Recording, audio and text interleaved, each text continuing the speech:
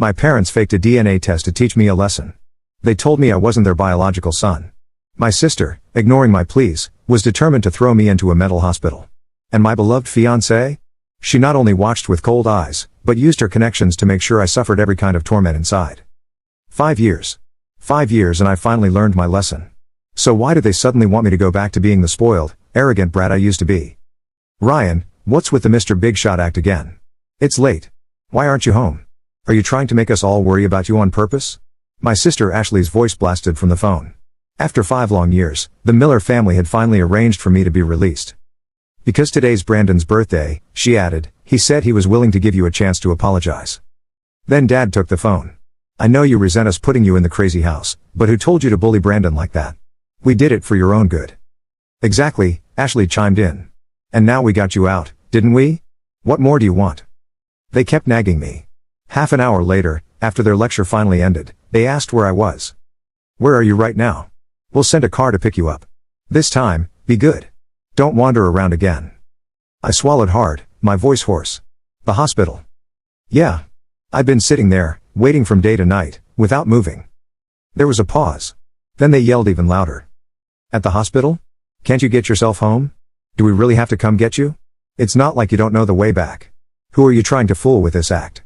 Are you still resentful of us? I knew you hadn't learned anything. I knew we shouldn't have gotten you out. But they seemed to forget, they were the ones who told me to wait there in the first place. Sorry, Mr. and Mrs. Miller. Ashley. I didn't mean to. The apology slipped out before I could stop it. Silence. Maybe they were shocked by how obedient I sounded. Or maybe it was the way I addressed them. 5 years ago, we had been a close family. If it hadn't been for that DNA test, I never would have believed I wasn't their real son, not when I looked so much like my parents. Whatever. We'll have Ashley pick you up. I sat there quietly, letting the cold wind and hunger wash over me. Need a ride, buddy? A cab stopped in front of me. I shook my head. I was waiting for someone. Taxi after taxi left the curb. By the time the hospital was closing, past 10 p.m., I still hadn't heard from the Millers. Not a single message on my phone. The security guard took pity on me. You've been waiting all day. Why aren't they here yet? I'm about to get off work. It's pretty isolated out here, dangerous for you to be alone at night. I just tugged at the corner of my mouth and stayed quiet. I'd waited 5 years. What was one more day? He sighed, then brought me water and a sandwich. Seeing I was alone, he stayed late to keep me company. Thanks, man. I ate obediently. Honestly, it was the best birthday I'd had in 5 years. The Miller's car never came. In the end, the guard drove me himself. It was past midnight when I got back to the Miller house. My phone still had no messages. The lights were blazing, laughter spilling out into the night. If the maid hadn't opened the door, I might have stayed outside forever. Wow, what happened to you? You look terrible. Your clothes are filthy, Ashley blurted out as soon as she saw me. Mom stared at me in disbelief. Ryan, have you lost a lot of weight? Why, in just 5 years, had I gone from a stocky young man to someone barely 80 pounds? Dad's eyes softened with pity. He immediately told the housekeeper to cook me something. We were going to pick you up, he explained, but Brandon wasn't feeling well, so. I knew this was their way of making amends. They could neglect me, insult me, and then smooth it over with some small gesture. In the past, I would have been thrilled. But now? I didn't care. Before I could speak, Ashley cut me off. Don't fall for it. He's probably pretending to be pitiful so you'll let him stay here. Mom huffed and turned toward me with her gentle act. Anyway, we haven't found your real parents, so you can live here. You can call me Mom, just like before. I still think of you as my son. It's okay, Mrs. Miller. I'm grateful you're taking me in. The words created a gulf between us. Once, we had been as close as a mother and son could be. Tears welled in her eyes. I wasn't the arrogant son she once knew. I should have shouted. I should have demanded answers. But instead, I just stood there, meek and hollow. Brandon trembled when he saw me, like he'd seen a ghost. Finally, he forced himself to extend his hand.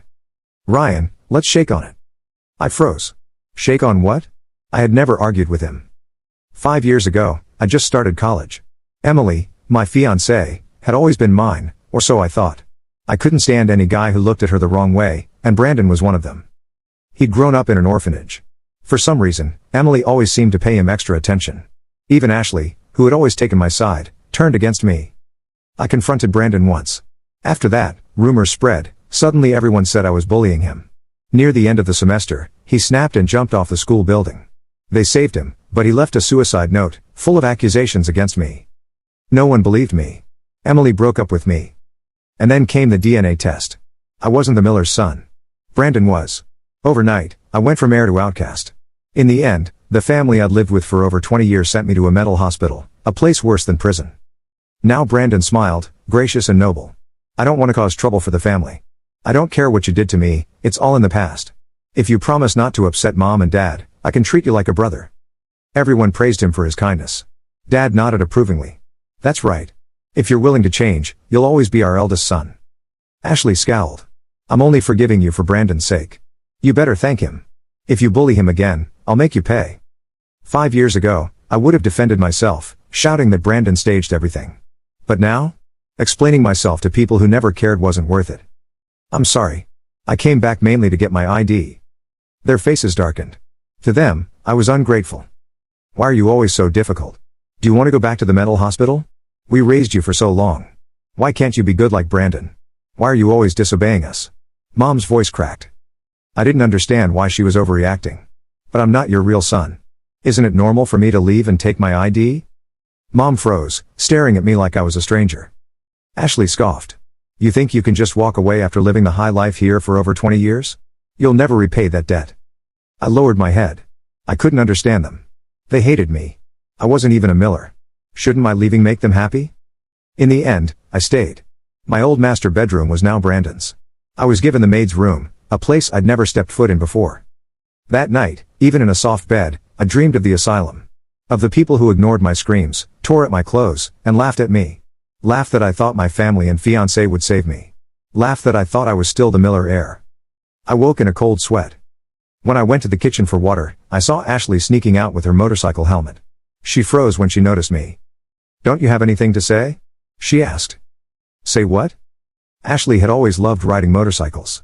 I used to scold her, telling her to be careful. She'd snap, you're so annoying. Brandon doesn't nag me, so why should you? You're not my brother.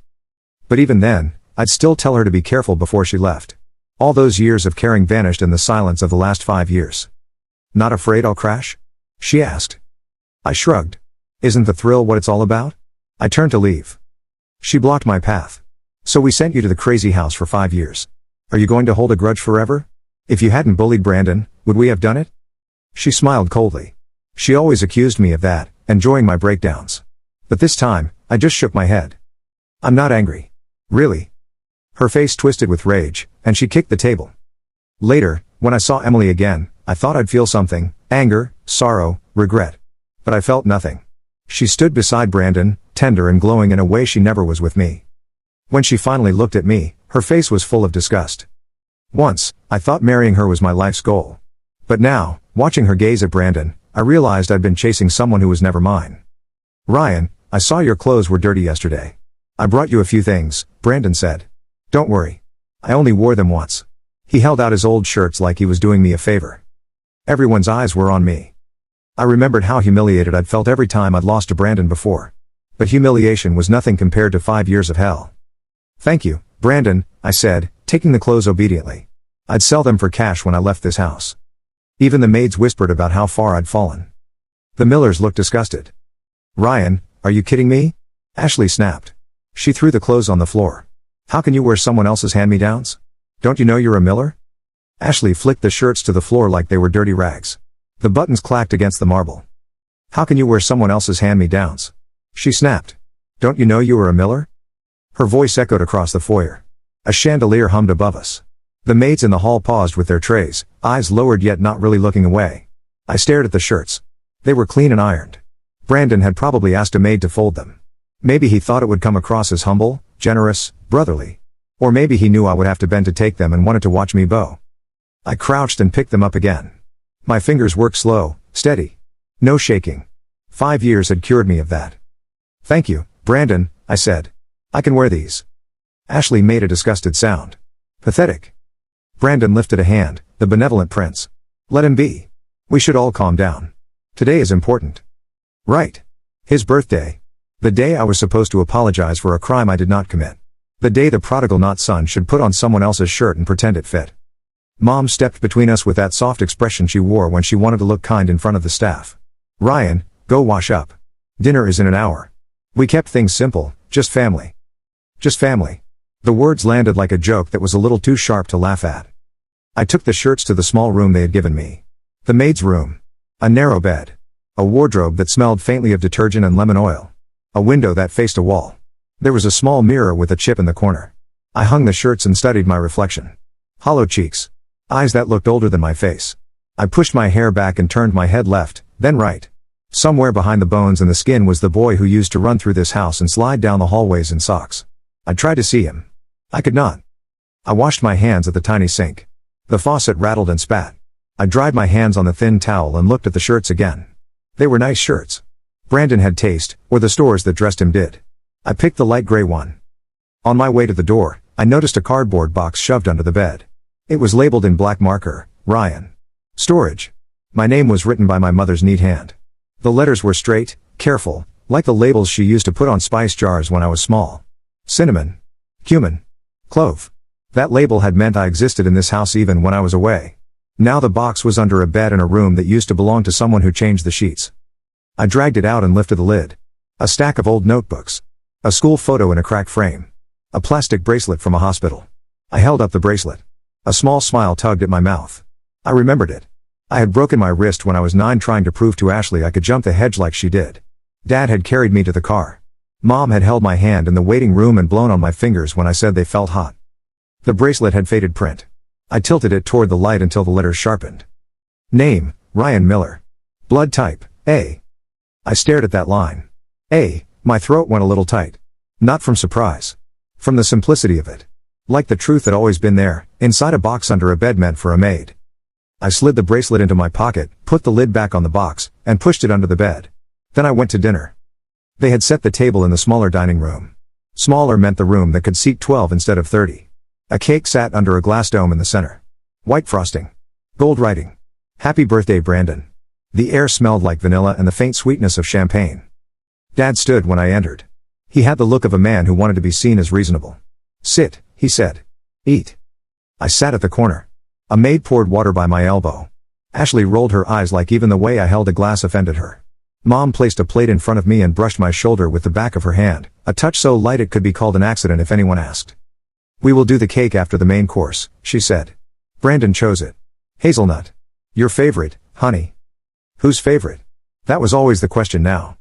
We ate. Brandon talked about a meeting he had with a scholarship committee connected to the orphanage where he grew up. Dad nodded at the right times. Mom asked warm questions. Ashley laughed too loud and stared at the screen of her phone when no one was looking. I cut my food small and chewed slow. I had learned to make meals last a long time. It made people think you were content. Ryan, Dad said suddenly. After we do cake, I would like you to say a few words. About what? About taking responsibility, Ashley said. Brandon reached across the table and patted the air like he was patting my shoulder but not actually touching me. You do not have to if it makes you uncomfortable. I will speak, I said. The maids cleared plates and brought the cake forward. Mom placed the candles and lit them. The flames flickered. Everyone sang. Brandon closed his eyes for a long wish. I watched his face in the glow. His expression was clean, almost holy. A good boy wishing for the good of others. He opened his eyes and smiled, a little shy, like he did not know how handsome he looked when he did that. He cut the first slice and handed it to Mom. The second he handed to Dad. The third he handed to Ashley. He turned toward me with the fourth, paused, then passed it to a maid. For Mrs. Gomez, he said. She has worked so hard today. Mrs. Gomez flushed and bobbed. Oh, sir, that is too much. Not at all, Brandon said. He picked up the fifth slice and finally, like he had remembered an obligation, set it in front of me. I looked at it. A rich layer of frosting. A glossy streak of something darker between the layers. Hazelnut. My childhood favorite. Brandon picked up his fork. Try it. The bakery imported the paste. I lifted my fork and set it down again. My fingers slid into my pocket, touched the plastic bracelet. Blood type, A. When I was small, Mom kept a binder in the pantry with emergency notes. Which cousin had asthma? Which neighbor had a spare key? Which Miller could give blood to which Miller? I remembered the page with my name. I could donate to A and Ab. Could receive from A and O. She had made me recite it when I was 10. It had felt like a game. What was Brandon's blood type? I did not know. He probably did not either. But someone in this house did. Someone had swapped my name on a piece of paper once and told me everything had changed. Eat, Ashley said.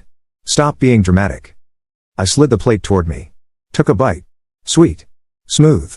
The flavor bloomed on my tongue and pulled at an old memory like a fishing line snagging cloth at the bottom of a lake. For a second I saw a backyard and a summer party and Mom pushing cake into my mouth while Dad laughed. I swallowed. It is good, I said. Brandon waited until everyone had started eating, then put down his fork and looked at me with careful concern. Ryan. About the past. I do not hold grudges. I hope you can put it behind you too. For the family. Say you are sorry, Ashley said, her voice stiff with excitement. Dad pressed his napkin to his mouth to hide a smile. Mom tilted her head like a bird listening to a distant song. I stood. My chair legs scraped the floor. The sound silenced the room. I put my palms flat on the tablecloth and felt the weave against my skin. It grounded me. I am sorry, I said. Ashley smirked. Dad exhaled. Mom murmured, good boy. I held up a hand. I am sorry that when someone needed help, I did not see it. I am sorry that I believed being loud was the same as being strong. I am sorry that I did not know a quiet enemy is the most dangerous kind. Brandon blinked. Enemy is a harsh word. True, I said. Let me choose another. I am sorry that I confused pity with mercy. I will not make that mistake again. Ashley frowned like the words were a code she could not crack. Mom shifted, uneasy. Dad cleared his throat.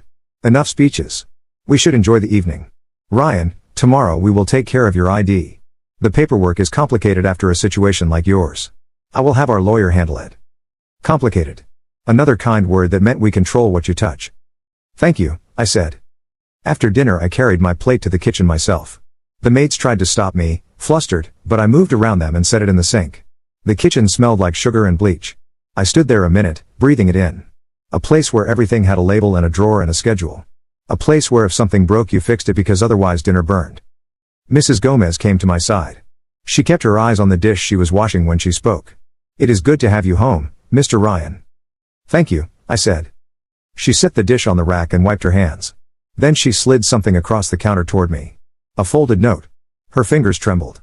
No eyes, she whispered. No cameras. Pantry. I tucked the note in my pocket and walked out. The pantry was at the far end of the kitchen hall. I opened the door and stepped inside. The light came on with a soft click. Shelves. Jars. The binder. It sat on the second shelf next to the flour bins, the same blue cover it had always had. My mother's handwriting on a label white with age, house book. My chest went tight. I pulled it down, closed the pantry door, clicked the lock, and set the binder on the small counter. I flipped past holiday menus and contractor numbers and recipes for marinade. There, near the back, the emergency section. I moved my finger down the list until I found it. Blood types. Dad, AB. Mom, B. Ashley, B. Ryan, A. Brandon, O. I stared. You could pretend a lot of things in a house like this. You could pretend a son was not a son, a brother was not a brother, a note was a proof. But blood did not care about polite lies. AB and B could not make O not unless someone had mixed up more than a set of names. My hand shook, just once, then stilled. I turned the page.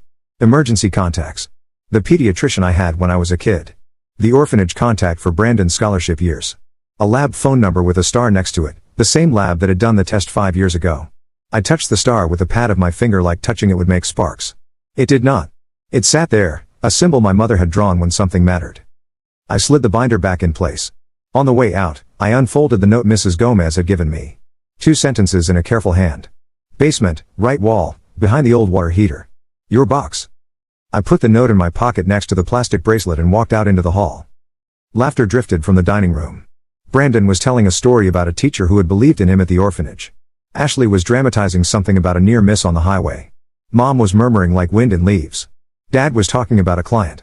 The normalcy sounded practiced, like a choir that had sung the same piece so many times it did not need a conductor. I slipped down the back staircase and to the basement. The house's bones changed down there. Less glass, more concrete. The air was cooler, carrying the stir of the furnace. I moved past wine racks and covered furniture. The old water heater sat in a niche on the right wall, a fat metal drum with a slow congested breath. Behind it, the wall was painted the same flat beige as the rest, but in one corner the paint looked newer. I slid my fingers along the seam where the drywall met the frame. There. A slight give. I pressed. The panel clicked inward a fraction. I pulled it off. Inside was a narrow cavity. A smaller cardboard box sat there. Ryan. My name again, plain black letters on brown cardboard. I pulled it out and set it on the floor. The lid lifted easy. A phone. Old, scuffed. A cheap model that would not draw attention. Next to it, an envelope. I opened the envelope and slid out a single sheet of paper. It was a copy of the lab report from 5 years ago. The header, the lab name, the conclusion. Not genetically related. The rest was covered in red marker. One word circled twice, preliminary. 4 words under that in a different hand. Different ink. Different weight. Do not use for legal decisions. The paper shook in my hands because I was breathing too hard. I folded it, closed my eyes for a second, then opened them again and forced them to see steady. The phone vibrated in the box. I had not turned it on. A new message flashed on the screen. Unknown number, do not sign anything. Guardianship renewal hearing moved up. Tomorrow 8 a.m. they will try to use your thumbprint while you sleep. My heart beat a dull, heavy drum in my chest. There was no name on the message. No hint of who was watching from the shadows. In the asylum I had learned to tell real warnings from the whispers my brain sometimes made when the nights were too long. This was real. It had time, motive, method. It used the word moved up. That meant someone had expecting a different date. Someone who checked calendars. I typed a reply. Who is this? The dots pulsed. Stopped. Started again. A new message arrived. A friend who owes you for a sandwich and a safe night. Basement door. Now. A floorboard creaked above me. Voices drifted closer to the back stairs. I slid the phone in my pocket, replaced the panel, and pushed the water heater back an inch to hide any scuff. Then I killed the basement light and moved to the servants' entrance. The back door opened into the narrow strip of garden where the gardeners stacked clay pots and bags of soil. The night air was cold and clean. Across the alley a car idled with its lights off. My eyes adjusted. The driver wore a cap pulled low. He lifted a hand. The gesture was small but deliberate. Not a wave. A signal. I stepped into the shadows. Footsteps crossed the kitchen above. Ashley's laugh floated through a window and fell flat on the brick. I opened the gate and walked to the car. The driver leaned across and pushed open the passenger door. I slid in and shut it soft. The interior smelled like coffee and mint. Seat belt, the driver said. I clicked it in without argument. He pulled away from the curb and turned the first corner like he had planned the route 100 times. I studied his profile. The cap shadowed his eyes but not the line of his jaw. The guard from the hospital. The night shift who had given me water and a sandwich when the Millers forgot their own plan and left me on the curb. His name tag had said Lewis. Mr. Lewis, I said. Just Lewis, he said. He glanced at me. You look worse in a suit than you did in that hoodie. I am wearing Brandon's shirt, I said. Lewis made a sound that could have been a laugh if it had wanted to be. Figures. How did you get my number? I asked. And why do you have a phone that was hidden in my basement? I will answer the second question first, he said. You are not the only person in that house who knows how to hide something. And you are not the only person who has been hiding from someone in that house. I went still. Who? Lewis took a slow turn and then speeded up as we hit the main road. You had a visitor every month for 3 years. Sometimes she brought books. Sometimes she brought cash that she told me to use to make sure you got extra blankets. She never let me put her name on the log. But I am not stupid. She was careful, not cruel. I pictured a shadow behind glass. A patient waiting room with a plant in a plastic pot. The grain of a table. My memory had holes. The nights had eaten some of them. But a scent lingered. Soap and cold air and something like lilies cut with iron. Mom, I said. It was not a question. Lewis did not look at me. If you want that to be true, that is your business. I know what I know. She used that phone once to record something. She left it for you when she thought it was safe. It was not safe. I took it. I waited. Waited for what? For you to leave that place and not walk right back in, he said. For you to breathe without asking permission. A bitter smile tugged at my mouth. I am still working on that. You will get there, he said. But not if you sign what they are going to bring you tonight. Tonight, I said. Dad said tomorrow we will handle my ID. Sure, Lewis said. And tonight someone will knock on your bedroom door with a stack of papers and say it is a formality so you can sleep here while the ID processes. They will be all smiles. They will talk about trust. They will ask you to press your thumb on the sensor to save time in the morning. Then tomorrow you will wake up and you will not be the person who decides where you can go or who you can call. I stared out the windshield. The city slid by, a smear of light and glass. You are very sure. I used to be a court officer before the night shift, he said. Some people do not love open courtrooms. They do their business in kitchens. We drove in silence for a block. I pressed my palm to my thigh to ground myself. I had done a lot of grounding in the past 5 years. Breath in, count 4. Hold, count 4. Out, count 8. The numbers gave me something to hold when the rest of the room slid. What is on the phone? I asked. Playlists, Lewis said. And one recording. I did not listen. You expect me to believe that? I expect you to decide what you are willing to believe, he said. He pulled into a service lot behind a convenience store and parked beside a dark delivery truck. We have 10 minutes. In 11 a patrol comes through. You can get out before they see you, or you can explain why you are in a car with a stranger at midnight. Up to you. He handed me the phone. It was already unlocked. My thumb hesitated over the screen. Then I tapped the voice recorder icon. One file. The timestamp was 4 years and 8 months ago. The title was a single letter. E. I hit play. Static. A scrape like someone had set the phone on a table. Then a voice. Female. Low, steady, like a person who had read a lot of bad news out loud and trained her tone not to waver. Not my mother. That realization hit me first. Then the name did. Emily, I said.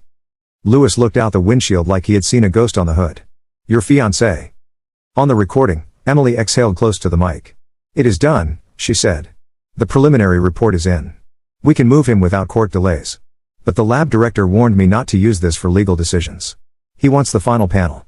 I told him to send it to the house so Mrs. Miller could file it. She will sit on it. She always sits on things that make her look bad. A pause. A clink of glass. Another voice, male, came in like a cut. Brandon. Do not talk about her like that, Brandon said, mild as milk. She is protecting her family. Protecting you, Emily said. Do not get sentimental. You wanted the position. Now you have it. Smile and look grateful. You will not talk to me that way after next summer, Brandon said. After we announce, you will not talk to me that way at all. Announce what? Emily said. Brandon laughed. You are a smart girl. Figure it out. Chairs scraped. Someone walked away. Emily spoke again, close to the mic, like she had leaned toward the phone without meaning to. Ryan, she said softly. My name in her mouth felt like a hand pressing on an old bruise. If you ever hear this, I told myself I did this because you needed to learn how to become a person. That is what love is, right? Teaching. But that is not what this is. This is me stepping aside for the boy who knows how to make other people feel small without raising his voice. He makes me feel safe. That is my sin. I hope you forgive me and I hope you do not. Both will punish me in a way I deserve. The recording clicked and ended. My breath came in even counts because I made it. 4. Hold. 4. Out. 8. The car was very quiet. The kind of quiet where you can hear the way the city hums under the noise it makes for show. Louis shifted. So now you know. I know more than I did, I said. My voice sounded like it belonged to a person who had a plan. I did not. I had a thread in a pocket with 2 small things in it. A bracelet and a note. Back door, he said. I looked at him. Why are you helping me? Because once I asked for help on a night worse than this and someone gave me a sandwich and a place on a couch, he said. And because I do not like bullies. Even the ones with good suits. Do you think I bullied him? I said softly.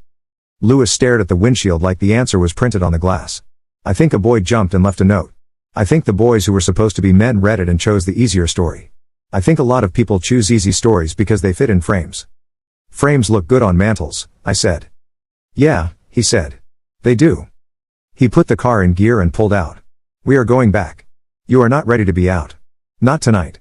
Not with no papers and a house full of people who know how to call the police and make their voice sound like a public service announcement. You are going to drop me at the gate, I said. No, Louis said. I am going to drop you at the corner. You are going to walk in like you stepped outside to breathe. You are going to go upstairs, lock your door, and you are not going to open it for anyone. In the morning you are going to wake up before they do and you are going to leave with your box. You are going to go to the registrar and get a certified copy of your student record. You are going to go to the pediatrician's office listed in that binder and ask for your childhood immunization card. They will find the file if you are polite enough to make them want to help you. You are going to go to the lab with that star next to its number and you are going to ask one question. What question? Where is the final panel? The car turned onto my street. The house rose ahead like a ship, every window bright. Dinner had moved to the living room. Music. Laughter. Normalcy, rusty with effort. Louis parked half a block away and turned off the engine. I do not have money, I said. Not enough to pay you. I did not ask, he said. I put my hand on the door handle, paused. If they try to renew the guardianship and I refuse to sign, can they do it anyway? They can try, he said. They can say a lot of words in front of a judge who likes their tie. But a refusal is a refusal. It puts a mark on the record. Marks matter. Judges like clean pages. Keep yours clean and loud. I stepped out of the car. The night was cooler now. The air smelled like rain that might or might not fall. I closed the door and leaned down to the open window. Thank you, I said. Louis nodded like thank you was a thing that slid off him without sticking. Back door, he said again, and drove away. I walked to the house. My hands were steady. My heart was not. Inside, the living room was a mess of wrapping paper and bright ribbons. Ashley perched on the arm of Brandon's chair, taking selfies with her lips pushed forward. Mom was stacking plates. Dad was laughing at something a client had texted. He saw me and his smile flattened. "Where did you go?" he asked. "For air," I said. "There is air in here," Ashley said. "Not the kind I needed," I said. Brandon stood and walked toward me like a concerned friend. "We worried you would run away," he said lightly. "I came back," I said. He studied my face, his eyes warm and thoughtful. "If you did not know that warmth could be a knife, you would lean into it." "Good," he said. "Let me know if you need anything." "I will," I said. I went up the back stairs. In my room I shoved the basement box under the bed, took off Brandon's shirt, and put on a plain tee. I sat with my back to the door, knees up, feet planted, hands loose. I breathed. 4. Hold. 4. Out. 8. At 1 a.m., a soft knock. I did not move. "Ryan," Mom whispered. "Sweetie, open up.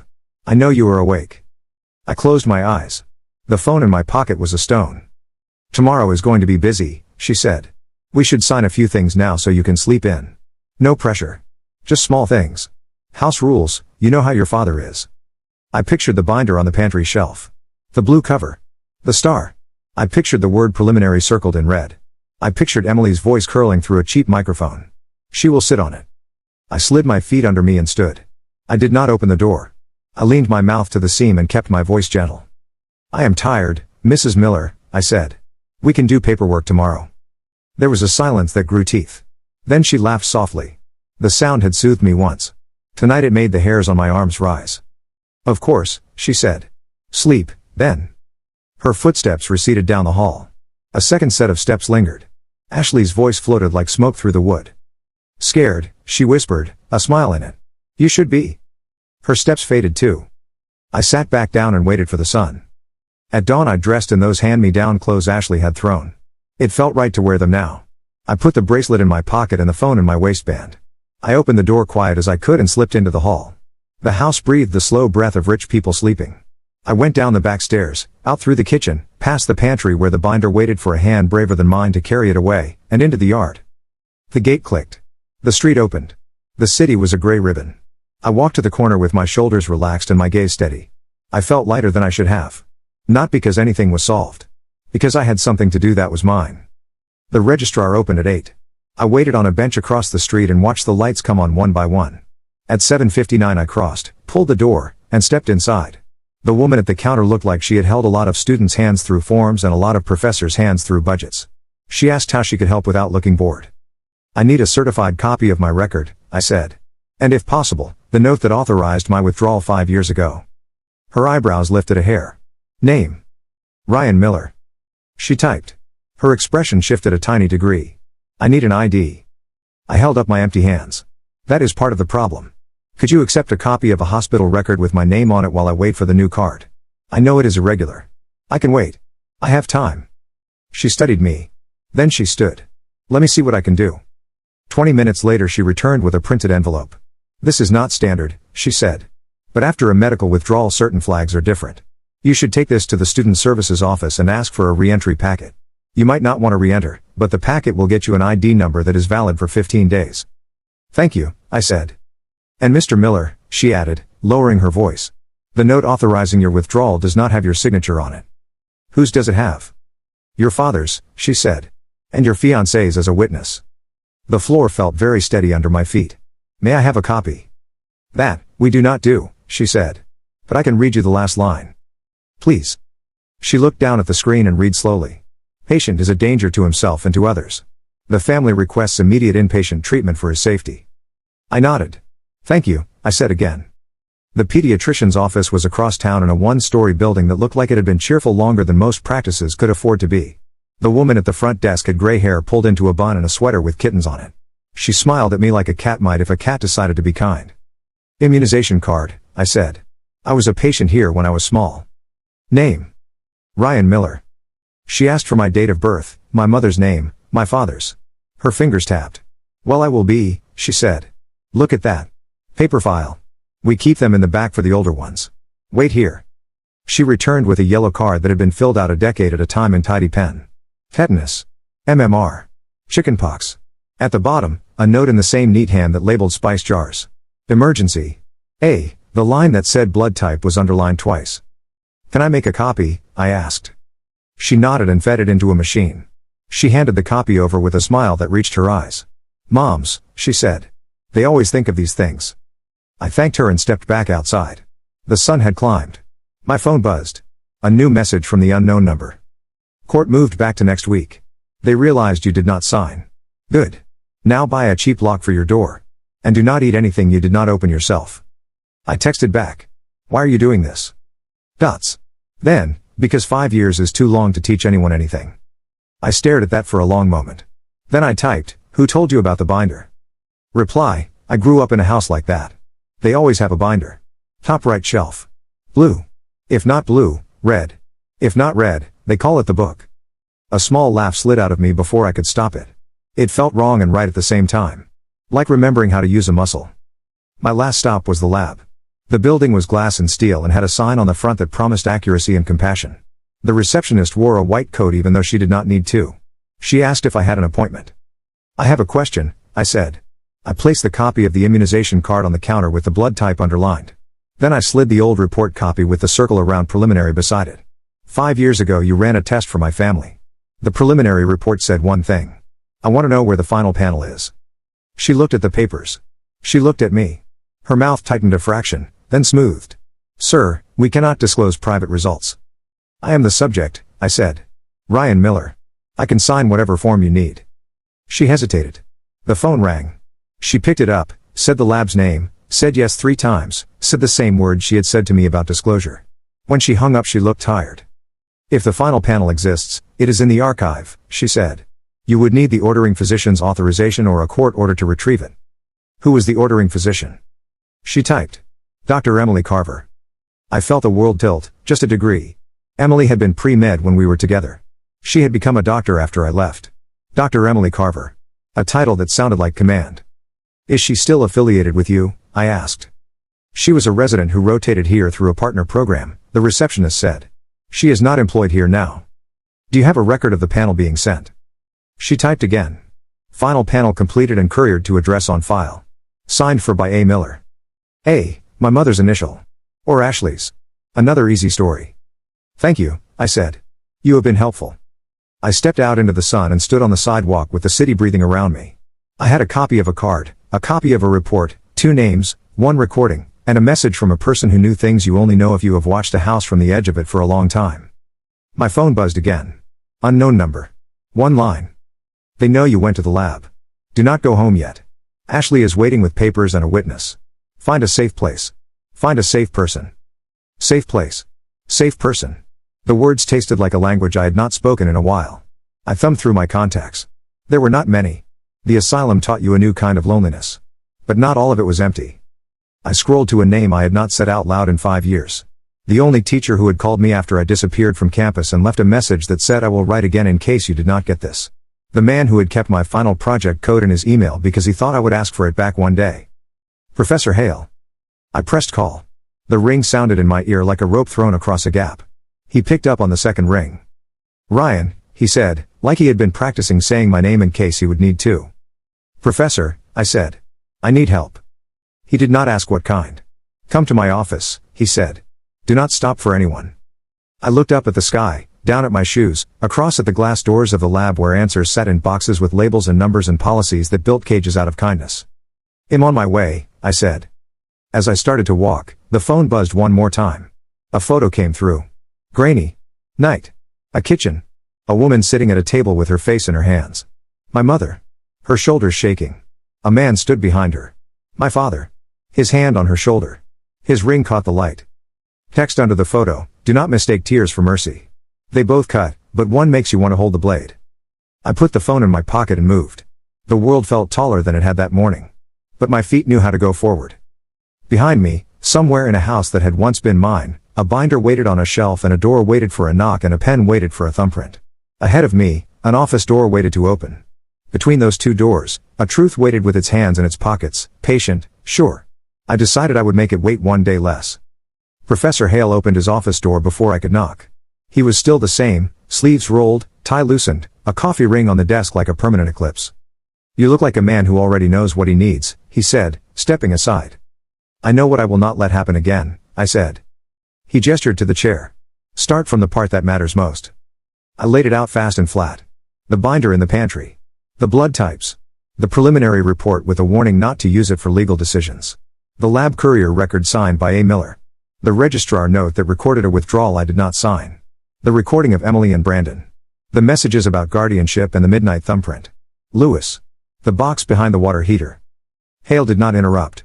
When I finished, he steepled his fingers and looked at the wall for a long breath. 2 paths, he said. One is a kitchen confrontation. It feels good for 10 minutes and changes nothing. The other is paper, process, patience. It feels slow and dry and wins. I want to win, I said. Good, he said. Because I will not spend my afternoon on a kitchen fight. He pulled a drawer and lifted out a folder labeled Clinic Network. Old students, he said. Some of them owe me. More of them owe their better selves a favor. He dialed a number on speaker. Dr. Wynne, it is Hale. I need a quick consult on a former student who is staring down an involuntary guardianship based on a preliminary DNA report that never should have been used, a fraudulent withdrawal note, and a lab courier signature that smells like smoke. That is vivid, a calm voice said. Is the subject with you? Yes, I said. Then listen closely, Mr. Miller, Dr. Wynne said. You need 3 things in the next 48 hours. A temporary restraining order to block any guardianship action without your presence in counsel. A preservation letter to the lab demanding retention of all records, digital and paper, related to your test and delivery. And a sworn statement from the registrar that your withdrawal note was signed by someone other than you.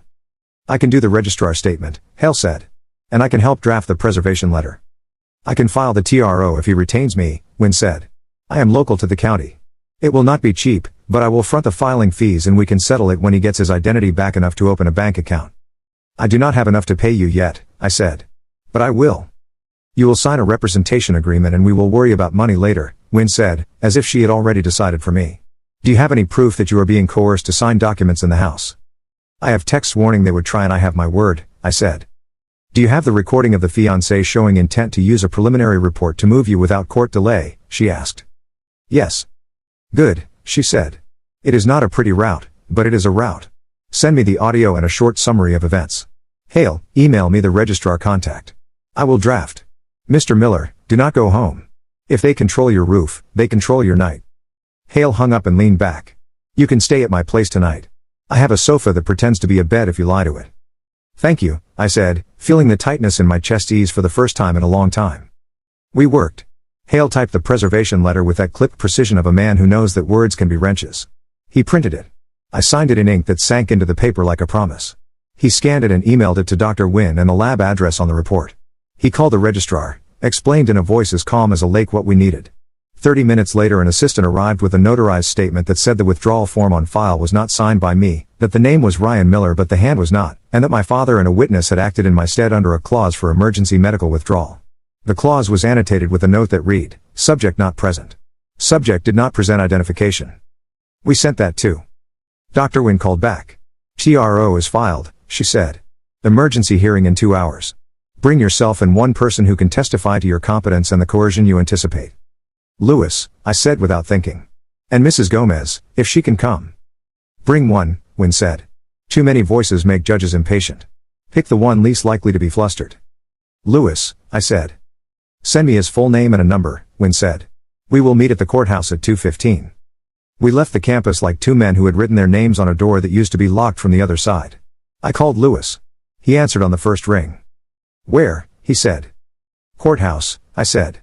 2:15. Can you come? I am already nearby, he said. And I have something for you. A memory card. For what? For the kitchen, he said. The guard entrance camera feeds a backup. The house thinks it loops. It does not. It records when someone uses the back stair after midnight with a cart of papers. Lewis, I said, feeling that new muscle tighten and flex. You are a good man. Do not say that too loud, he said. I have a reputation to maintain.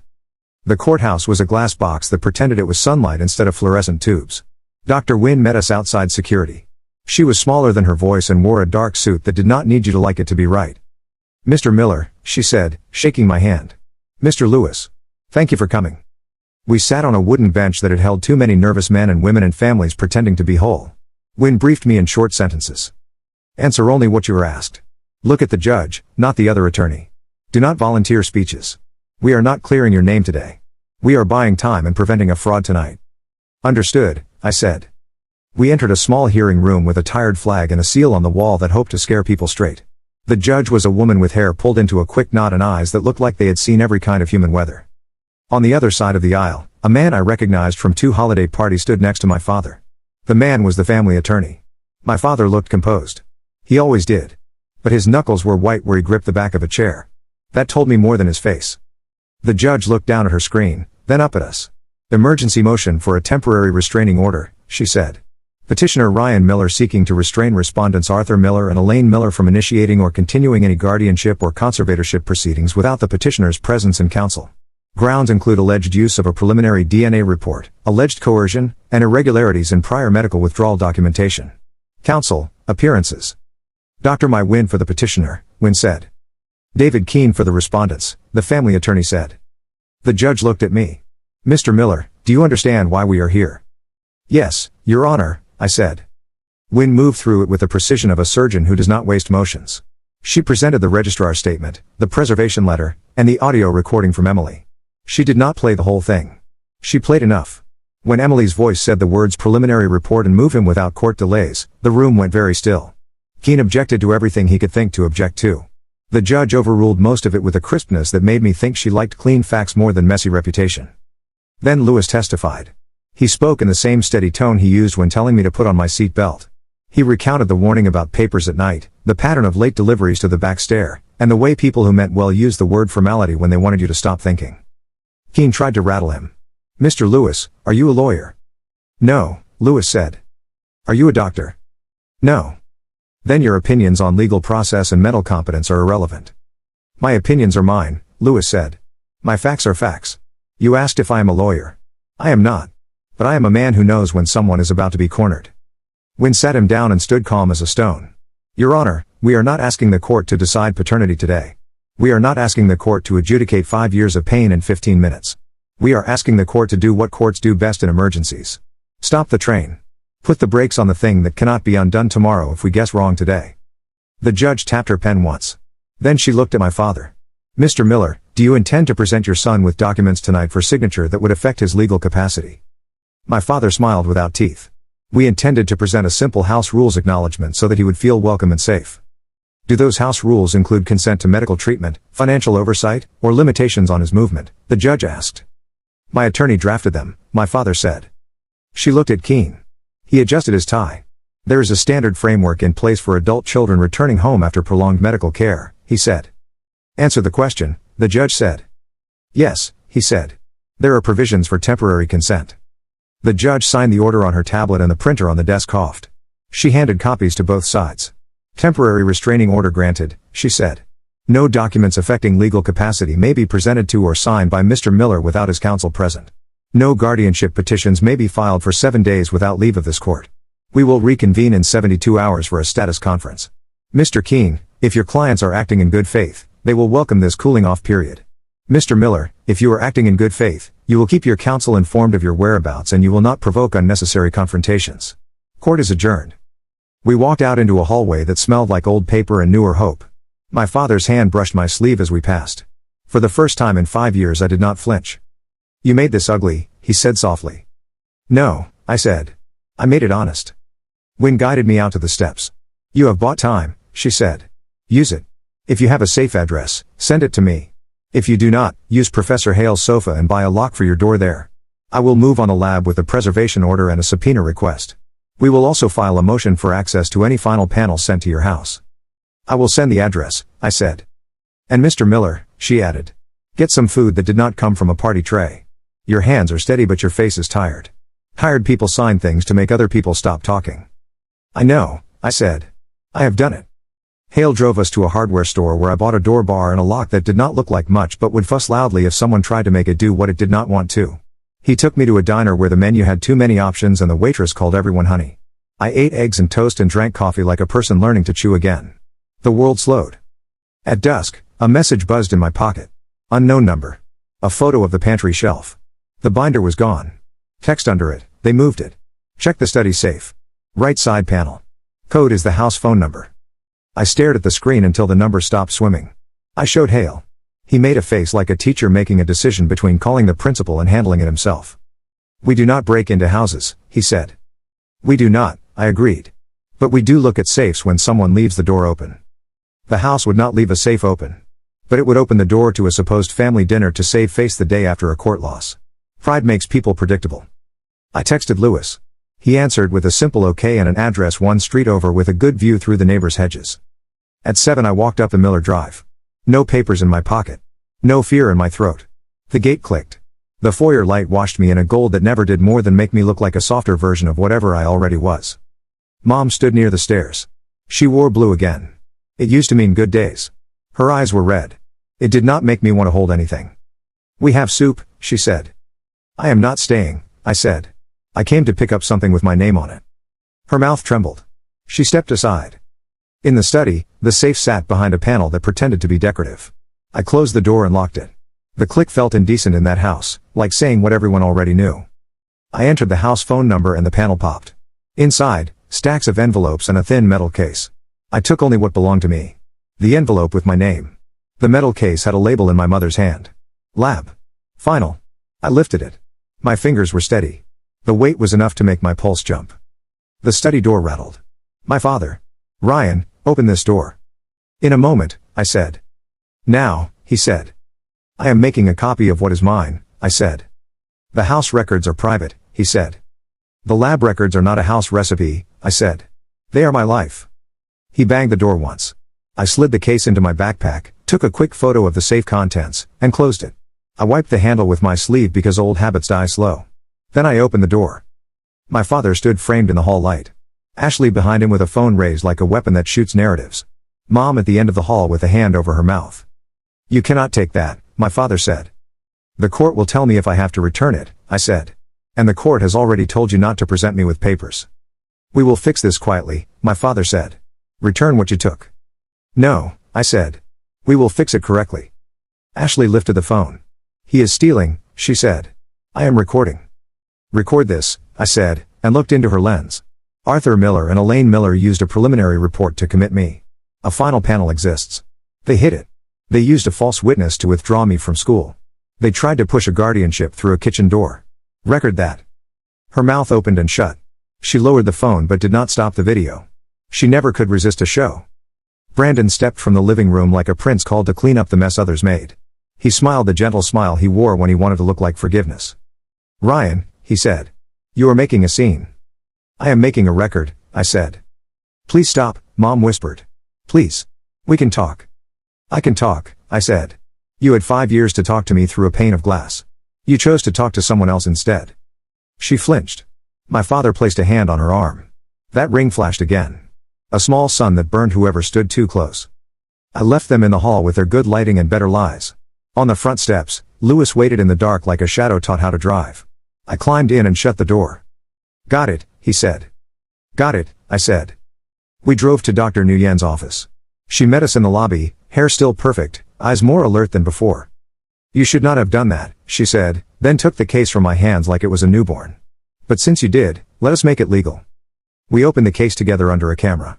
Inside were 2 sealed envelopes with the lab seal. One had my name. One had a code that matched the number on the preliminary. She logged them, photographed every surface, and placed them in a new box with a chain of custody form that I signed and she signed and Lewis witnessed. She broke the seal in front of the camera and slid out the final report. Numbers. Loci. A conclusion printed without drama. Subject Ryan Miller is the biological child of Arthur Miller and Elaine Miller with a probability of 99.999%. Subject Brandon Hart is not the biological child of Arthur Miller and Elaine Miller. The report did not try to explain the rest of our lives. It did not apologize. It did not hold my hand. It told one truth with the bluntness I had craved for 5 years. Wynne set it down and let the silence do the work. "Next steps," she said. "We file this under seal with the court in the morning with a motion to vacate any prior medical orders and a petition for sanctions for misuse of a preliminary report. We request an injunction preventing any further representation of Mr. Hart as a biological child for legal or financial purposes until an independent test confirms or denies this result. And we prepare for war. Quiet war, but war." I nodded. "Thank you." "Do not thank me yet," she said. "You will go home to Hale's place, lock the door, sleep. In the morning you will get a new ID number with that temporary campus packet, then a new bank account, then a new phone plan that is not on your family plan. You will not eat anything that you did not open. You will dismiss every impulse to walk alone at night for 3 days. I can do that, I said. And Mr. Lewis, she added. Keep your friend alive. I am a night shift, Lewis said. We keep a lot of things alive that are not supposed to be. At Hale's place I installed the lock and lay down on the sofa that pretended to be a bed. It did an adequate impression. I slept without dreams. Morning came like a calendar page and not like a trial. The day after that, everything moved as if gravity had been holding it. The court took the final report under seal and set a hearing. The registrar replaced the medical withdrawal with a voluntary leave pending my signature. The bank opened an account with my re-entry ID. The lab confirmed receipt of the preservation letter and froze the records. The dean emailed to say he was glad to hear from me and hoped I would consider finishing my degree. He did not ask why I had disappeared. He knew enough to let the future answer the past. Then the House tried to speak again. A formal invitation arrived at Hale's office in a cream envelope. My mother wrote it by hand. Dinner, 7, family only. The word family sat there like a test I had taken before and failed. I sent a reply through Win. It contained the court date and nothing more. That night, news moved the way it does when people with money want it to stop and it refuses. A blog picked up a rumor. A forum posted a photo of a pantry shelf and asked why the binder was gone. Someone leaked the audio of Emily and Brandon. It was clipped and messy, but the words preliminary report were clear. Comments poured in. Some defended. Some demanded. Some just liked the smell of smoke. Emily called me from a number I did not recognize. I answered because I wanted to hear if her voice would still scratch the same place inside me. It was not supposed to be this way, she said. It never is, I said. I was young, she said. He promised a life that made sense. You are a doctor, I said. You know what consent means. You took mine. I am sorry, she said. No, I said. You are guilty. Sorry is what you say when you step on someone's foot. Guilty is what you are when you push. She cried. I listened to it like I was listening to rain hit a window I did not intend to open. When she ran out of tears she hung up. I did not save the number. Brandon texted me at midnight. A single line. You always thought you were better than me. I typed and erased 3 replies. Then I sent one. I think I'm older than you now. That is different. He did not reply. On the morning of the hearing, the courthouse hall was fuller. Reporters. A few neighbors who liked the flavor of other people's trouble. The judge kept the room neat with a word. Dr. Wynn walked me through the door like a general guiding a soldier to his mark. Keene looked more tired. My father looked more brittle. My mother looked like the kind of woman who had been told for 20 years that poise was a shield and was discovering that some storms go through steel. Wynn presented the final report. She did not raise her voice. She let the numbers be louder than any speech. She asked the court to admonish the misuse of a preliminary test and to vacate any orders derived from it. She asked for a recommendation for independent counseling for the family at their expense and for an order precluding further attempts to alter my legal status without full hearings. Keene tried to make noise. The judge let him speak for 2 minutes and then held up a hand. This court will not indulge pretty fictions and kitchen shortcuts, she said. Preliminary means preliminary. Family means a duty of care, not convenience. The emergency order is extended. All prior medical directives concerning Mr. Miller are vacated. The final panel remains under seal but its implications are obvious and grave. If the parties wish to contest it, they may file for an independent test. Until then, Mr. Miller is his own man. Her gavel fell like a small door closing softly. The sound was enough. We stepped into the hall. Cameras flashed. Questions rose and fell. Wynn held up a hand and issued a single-sentence press statement that said nothing and everything. My father approached. He looked at me long enough for me to see the boy he had been under the man he had learned to be. You will destroy us, he said. No, I said. You did that. I am building me. My mother reached for my arm and stopped short. Ryan, she whispered. Please. I held her gaze without flinching. You visited me, I said. Monthly. You brought books. You told a guard to get me blankets. You did not put your name on the line. You hid a final report.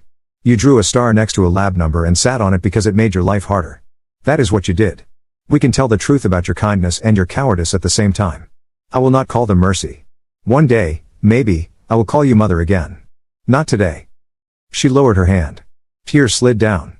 The world did not stop to hand her a tissue. Ashley stood behind her, pale, mouth thin.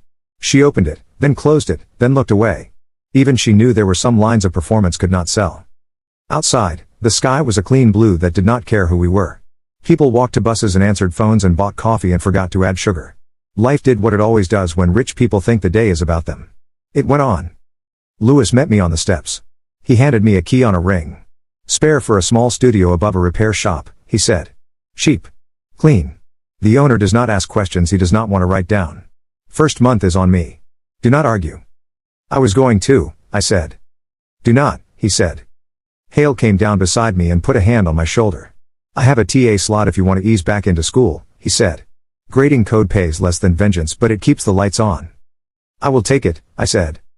Wynne checked her watch. I will see you in a week, she said. By then the lab will have responded to the subpoena with their delivery logs and the audio chain will be settled. Keep breathing. Do not do anything dramatic unless I tell you it will play. I have had my fill of drama, I said. That is what all my clients say before they do something memorable, she said, and smiled, small and real. Try to be boring for a few days, Mr. Miller. I walked to the curb with Lewis. We stood there a minute and watched traffic pretend it was chaos when it was really choreography. What now? Lewis asked. Now I buy a cheap bed and a kettle, I said. Now I learn what my code looks like after 5 years. Now I stop waiting for someone to knock and tell me whether I can leave. He nodded once. Good plan. We drove to the studio. It smelled like new paint and old wood. Sun came through a window and made a square on the floor that invited feet. I stood in it and felt heat seep into my skin, slow and simple. My phone buzzed one more time. Unknown number. A last line. Favor settled. Sandwich paid. If you ever need a night guard again, you know where to find me. I typed back. Drinks on me when this is over. Reply, I do not drink. But I will have coffee. Black. I laughed. A clean sound. My own. The days that followed did not look like a movie. They looked like receipts and emails and nights where I practiced sleeping without counting. The court scheduled the independent test. Brandon refused to appear and then appeared with a smile, and the number said again what they had said the first time, that he was not what the house had told him he was. He shouted in the hallway that I had stolen his life. I told him to build his own. He did not like that answer. People rarely like answers that tell them to get a hammer. Emily resigned from her residency. A notice went up about a review board. She sent one last message that said, I hope you become the person you wanted me to believe in. I did not reply. That was not my work anymore. My father stopped trying to look kind and started trying to look innocent. The court did not let him do either. My mother started walking in the mornings. She sent me a photo once, of a lake I remembered from a childhood picnic. No caption. I sent back a check for the cost of the books she had bought me. No note. We were learning a new language. It did not have compliments in it yet, but it did not have lies either. Ashley posted a long apology on a platform that loves long apologies. She did not send it to me. That was for her followers. She sent me a different message that said I was a bad sister. I wrote back, you were a little sister. Be a better adult. She hearted it. That was also a language. Hale gave me work. I graded code. I taught an evening lab full of 19-year-olds who believed bugs were personal insults. I wrote my own code at night, testing ideas that had survived the asylum nights as sketches on stolen paper towels. The logic felt like a road my feet remembered even when my eyes did not. Lewis moved to days. He said his doctor told him nights were not meant to be a lifestyle. He bought a plant for my window and then came by every week to be sure I had not killed it. He never stayed long. He never needed to. On the 91st day after the court told the house to stop pretending kitchen rules were law, I stood outside the big building with the glass that hid the fluorescent tubes and signed a paper that said I was me and would remain so. Wynne watched me sign and nodded like a teacher who had witnessed a student solve a proof without dropping a line. How does it feel? She asked. It feels like standing in a room that finally has the right number of doors, I said. And windows, she added. And windows, I agreed. We walked down the steps and the sky was the same blue it had been the day the judge told the truth out loud in a room with flags. The difference was not the sky. The difference was mine. That night I went back to the studio and boiled water and poured it over tea leaves like a man performing a ceremony only he needed to understand. I sat on the floor in the square of sun that had turned into a square of moon. The plant Lewis bought looked like it had decided to live. My phone buzzed with nothing urgent. My door was locked with a cheap lock that made exactly the noise it promised if you asked it to perform beyond its job description. The house that forgot me was a place on a map, not a room in my head. I took the plastic bracelet out of my pocket and set it on the table. The letters were faded but legible. Name, Ryan Miller. Blood type, A. I pressed it flat and placed the copy of the final report beside it. Numbers. A probability that did not need love to be true. Once, I thought home was a set of rooms and a chandelier and a woman laughing in a kitchen that smelled like sugar and lemon oil. Then I thought home was something that gets taken and you get used to the empty. Now I know this. Home is what you build when no one is watching, and what you refuse to hand back to anyone who asks for it without earning it. Outside, a siren went by. Somewhere, a party laughed. Somewhere else, someone cried into a towel while a television mumbled in the next room. The world kept doing what it always does. I sipped my tea. I breathed. I started a list of groceries on a note pinned to the fridge with a magnet that looked like a tomato. Tomorrow I would go to class and help a freshman debug a loop he swore was cursed. I would meet with Win about a civil suit that would take months and teach me new words for old hurts. I would send Lewis a photo of the plant to prove it was still green. I would open my laptop and write code that might or might not turn into work that mattered. And if a knock came, I would look through the peephole first. Then I would decide whether to open the door. That was the lesson. Not the one they wanted to teach me. The one I learned anyway.